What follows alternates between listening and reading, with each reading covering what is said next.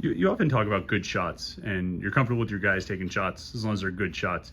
And I was kind of curious, thinking about that and Blake's range. Like, how far out are you comfortable with Blake? Because he seems to like firing up from pretty deep. I mean, how comfortable are you with his range, and you still count it as a good shot? I mean, I'm pretty comfortable with it. The thing I've learned with Blake is that he's going to take some bad ones, but he has the ability to make some bad ones. So I have to be really careful, with how I coach him and what I say, because he has the ability to, a shot that you may think is bad, that could be the thing that gets him going. And he can go on one of those streaks where, he makes 3, 4, 5 in a row. And so he has a little bit of latitude. How long does it take to develop that trust in a player? I mean, is that something you have to see happen in a game? Or if you just see it in practice, you can say, okay, I can trust him to I mean, a little bit of both. A little bit of both. I mean, you have some guys that, you obviously have to see it in a game. If you see it in practice, then you have the ability to do it in a game. If you do it in practice, you get to the game and it's not going, then you may have to change some things. I mean, I've seen guys that never miss in practice and they get in games and they struggle. I've seen guys that don't practice well, but when the lights come on, they're very, very different. And so it's getting to know them, getting to know each other, to see how they are when there's competition, when there are people in the stands, when a TV is here. I mean, just whatever. So you just have to learn guys. Jeff, how does Castle Coliseum rank among difficult venues in the ACC? I mean, it's very difficult. It's a great environment. They have a great fan base. It gets loud in there. It helps that they're good, and so I think they feed off of each other. It's a really, really good environment. So it's even more important for these guys to talk amongst themselves. Absolutely. Absolutely. I mean, it's important all the time, but even more so when you go on the road, because you're going to face a crowd that's hostile. But at this point in the season, though, I would imagine you feel they're pretty comfortable in those situations. I hope so. I feel we are, but we have to keep doing it. Jeff, you guys right now have the second lowest field goal percentage allowed to your opponents in the conference right now. What do you see from your guys pushing through in practices to keep up the defensive pressure that you guys have shown this season? Well, I think it's a lot of studying, watching tape, especially this time of year, because it's not a lot we can do in practice as far as physicality. We walk through, we break down different things. We watch a lot of tape collectively as a group, individually with guys, with positions, talk about tendencies, try to get our guys to understand the opponent's tendency, them as a team, individuals. And so it's a lot of that stuff right now. And it's just something that we try to do every day. We try to have some sort of aspect every day of something defensively, whether it be walkthrough, whether it be shell drill, whether it be breakdown stuff, whatever it is. We try to do that. We try to have some aspect of where we watch tape of our opponent or even us, some things that we need to improve on. When I say, we talk about feedback, that's one of the things. It's sometimes it'll be, I come up with the different labels. It could be, teaching defense, some things that we need to work on. It could be bad defense, something that we didn't do well. Normally there's some things that we've done really well. It's better when there are a lot of things that we've done well on that side. So it's just constantly trying to teach and trying to get them to see. And then it's also understanding how guys learn. Some guys are visual learners. Some guys, they can look at a scouting report and know it. Some guys, you have to verbalize it to them. So it's a lot of that, just trying to figure out, the best way that they are able to retain stuff. Have there been any times when you do your coaches do your scouting reports and you guys have your plan going into a film meeting, and then you have players who have done their own scouting and they're like, oh yeah, we've seen this, and they have their own input. Has that ever caught you off guard? We have guys this year that do a lot of watching tape on their own or coming up with a coach and doing that. We have guys on this team that watch a lot of games together. Like they may have seen 3 or 4 Virginia Tech games that they've just watched on their own, that they've talked about. We'll be in practice or we'll be in walkthrough, we'll go through things, and I may ask them at times, like, how do you want to guard this? Or they may say, hey, Coach, what about switching this? Or what if we do this? And so it's collaborative.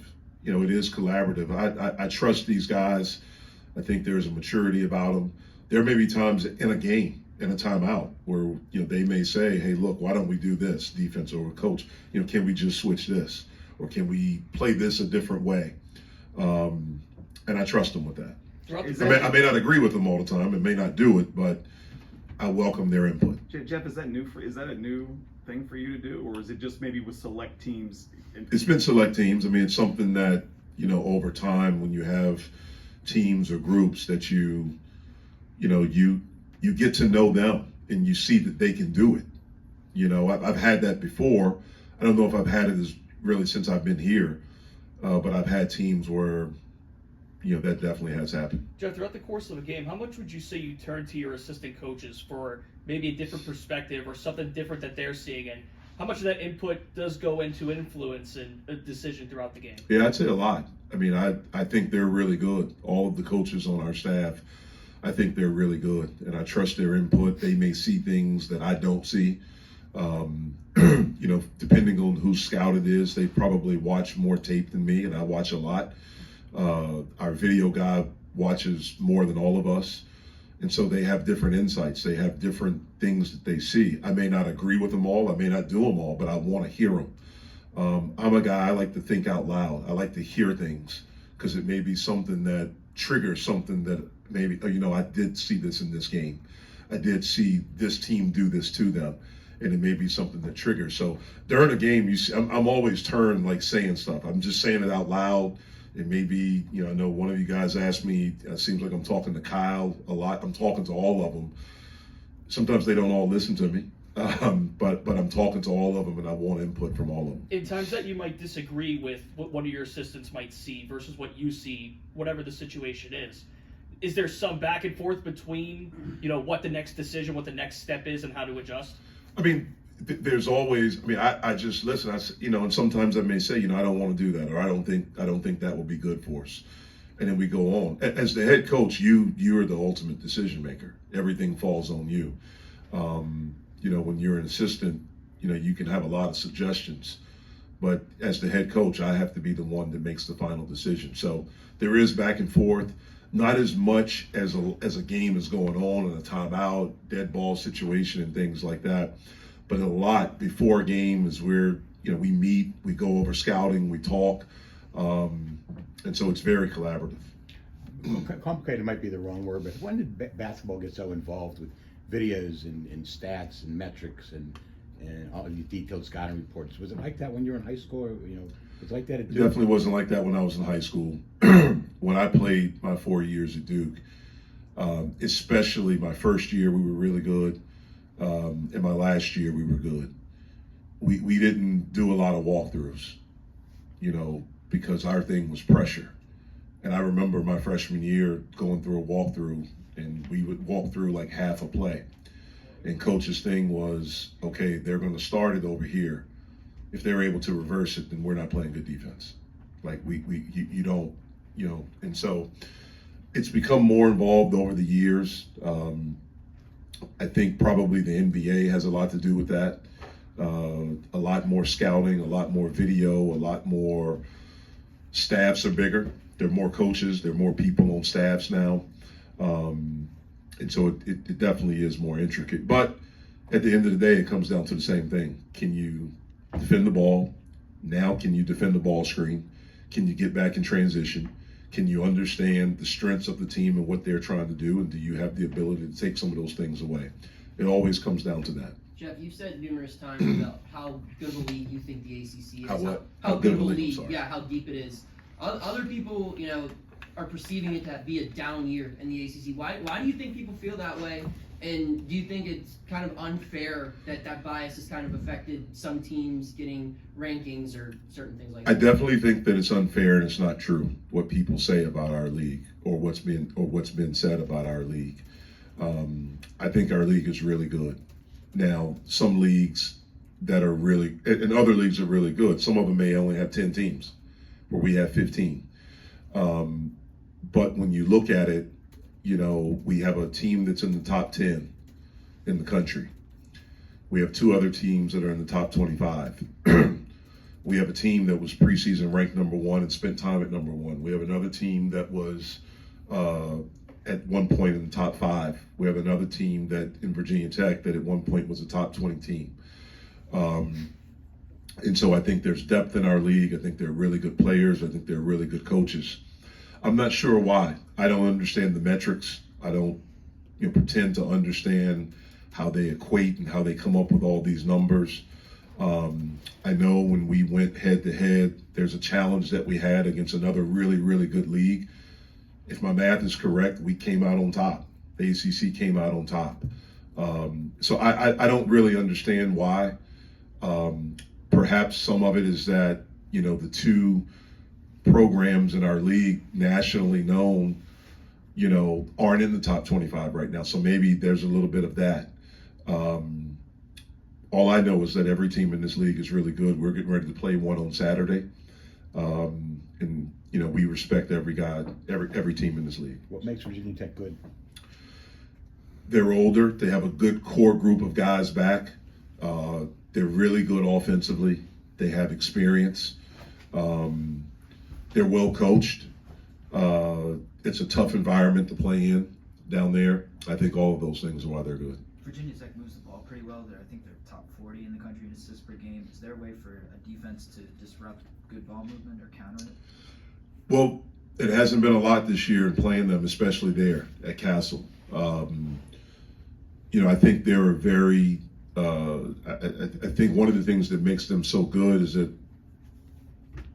they get into a really good rhythm. The ball has energy. If you can, and again, teams try, it's difficult because of their spacing, their ability to put the ball on the floor, their ability to shoot the basketball. They have a really unique player in Mutz. It's like a point forward that leads them in assists, rebounding, and that plays away from the basket. He can score inside. Obviously, he can really pass it. They have a big that can really shoot the basketball, that can stretch you. So it's difficult.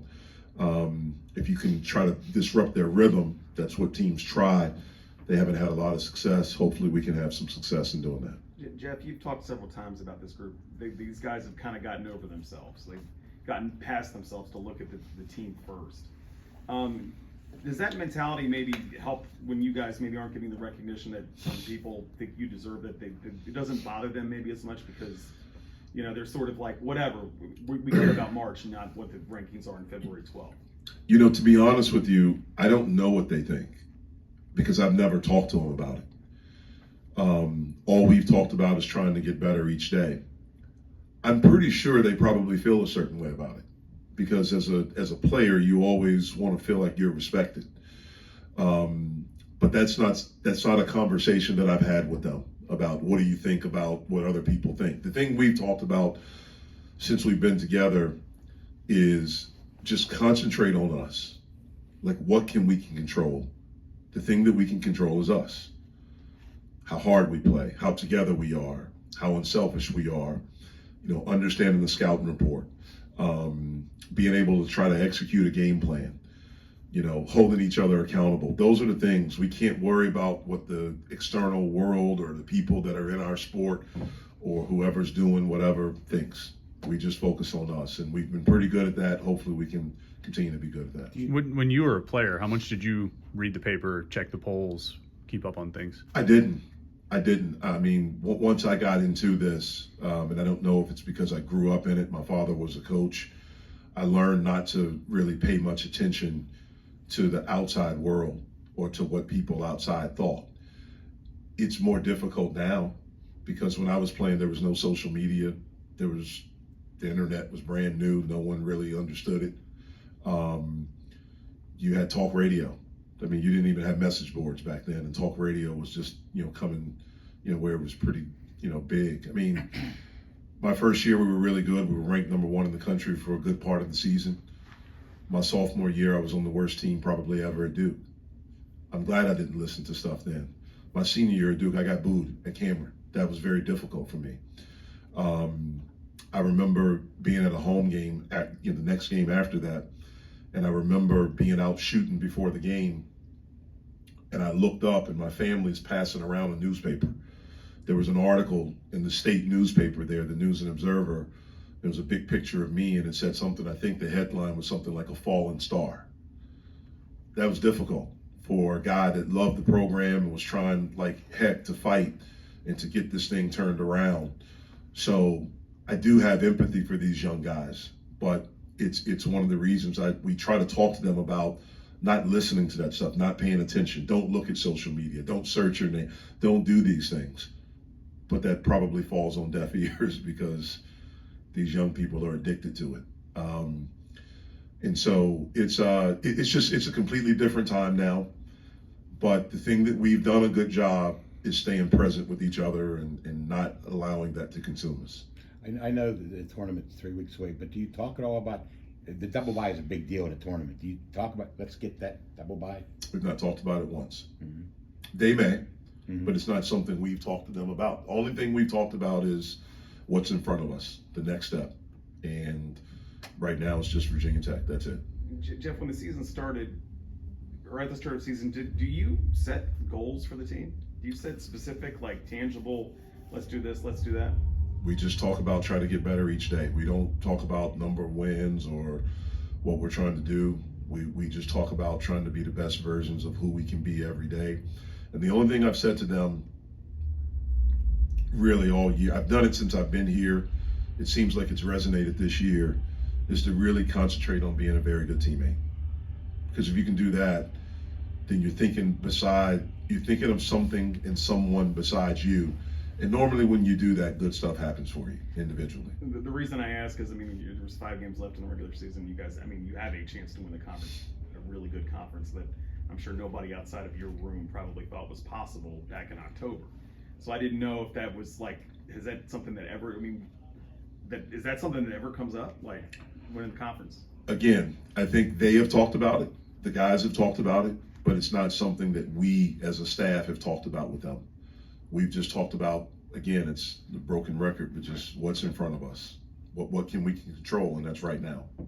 You've said a couple times that JB had been a good leader, but it didn't, for whatever reason, take as much of a hold last year as opposed to this year. Is he doing anything different this year, or is it really just the makeup of the team? He's not doing anything different. He's, well, let me take that back. I think he probably is. I think he is probably utilizing his voice more because I would guess he feels heard and feels like it resonates with the guys. Sometimes as a leader, when you're saying stuff and you're trying to do stuff and it doesn't feel like it's registering, at times you can just, okay, I'm going to stop trying. I'm not saying that's right, but sometimes that can happen, especially when you're young. I think because he feels like it's resonating with this group, and also it's his last time, I think there's more of a sense of urgency. So I would say he's utilizing his voice more. Jeff, at this point, I think Coach O'Toole's reputation precedes itself when it comes to developing a front court. What is it about what he's been able to do with this current group that's made them, step up and be able to succeed this year? Well, T.O. brings great passion every day, as do my other assistants. I think we do a good job of development, period. I think if you look at our track record, for the most part, I'm not saying with everything, but getting guys that are not ranked or low in rankings, and you look at their production and how they've improved and gotten better. He brings great passion, great energy to them, not just on the court, but for them, for who they are as people. I think they know that he cares deeply about them, not just what they can do on the basketball court, but he cares deeply about them. T.O., like my brother and I, and like Milan, he grew up with a father that was a coach. And so he grew up seeing the impact that coaches can have on young people. And I think that was his life's dream, was to be able to be like his dad and have a similar impact. And I think if you look probably everywhere he's been, I know he was an assistant at Duke my last 2 years as a player. And then if you look throughout his career at all the places he's been, I would imagine everyone would say, man, that guy's really passionate and he cared about me, not just me as a player and what I could do, but he really cared deeply about me. And as a coach, man, that's the one thing you always want your guys to be able to say is that, man, this guy really cares about me. All right, we're going to stop drinking now. Thank you.